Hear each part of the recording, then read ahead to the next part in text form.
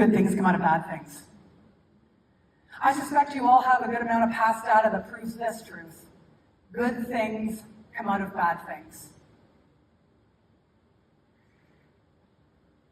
What's one piece of past data that you have that proves that good things come out of bad things?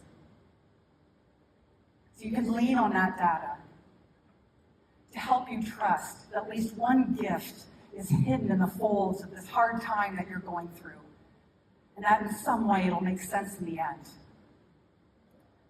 Before I go, I want to share with you my favorite piece of past data that proves that good things come out of bad things. I started doing comedy in the year 2000, the millennium. When I started out in comedy, everything was fine. Everything was great. I was performing at clubs around Toronto. I went on tour with a one-woman comedy show. Everything was great. And then about 3 years into my comedy career, I fell into a clinical depression. And I suffered a high level of anxiety. And believe me when I tell you that doing stand-up comedy is harrowing and hard on the best of occasions. It's tough to do when you're feeling good. So when I was struggling to get out of bed in the morning and put one foot in front of the other, it seemed impossible. So one day I decided to quit. And when I recovered, when I got back up on my feet, I didn't want to go back to comedy. I was too afraid of what the other comedians were thinking and saying about me. You see, it was the early 2000s. The stigma around mental health was even greater then. So after I decided that I wasn't going back to comedy, I decided to get a real job, like you folks have. Thanks to a lot of serendipity and a wee bit of nepotism, I landed a job working in a human resources office in the Ontario government.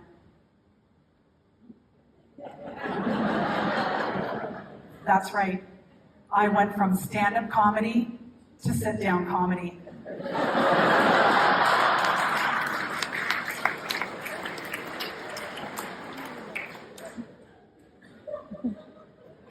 When I was sitting there in my cubicle, looking around at what was going on in this HR office in the Ontario government, I thought to myself, you know, I shouldn't have quit doing stand-up comedy. I've got so much more new material. About a year after I got the job, a woman who I worked with, my colleague Janice, she came to me with a proposition. Janice was on a committee of people, she was a yeser, or she was a guesser.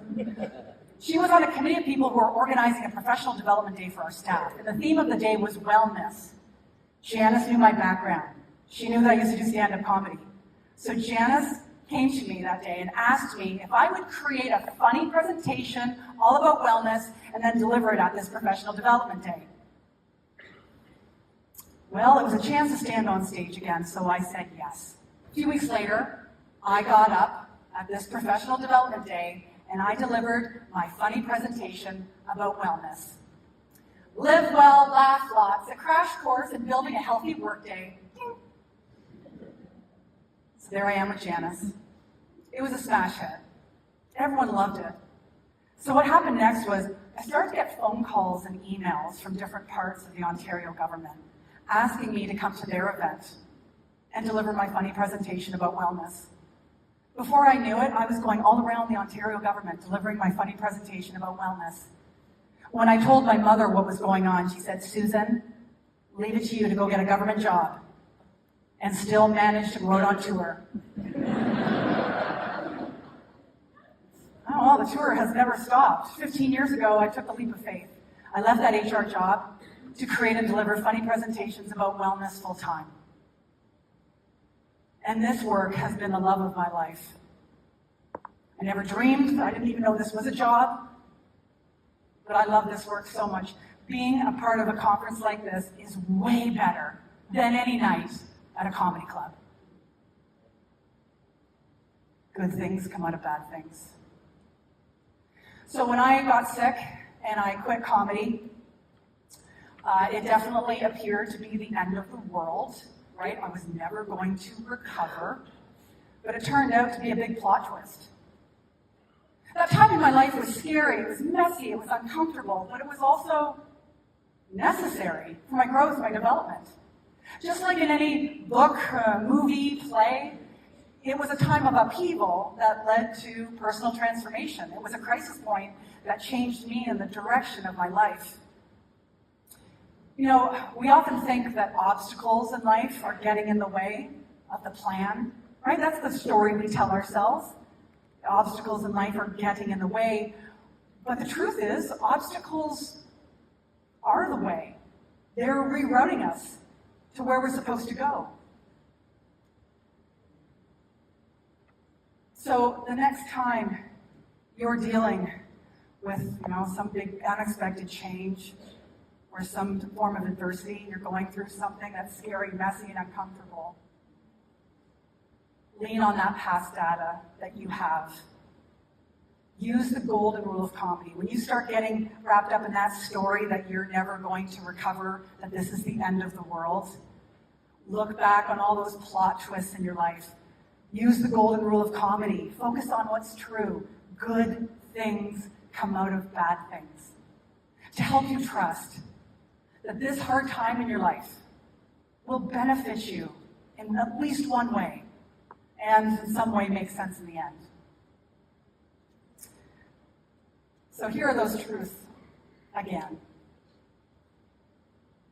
When a storm rolls in, when you're going through a hard time, whether it's in your personal or your professional life, use the golden rule of comedy to help the situation appear more manageable.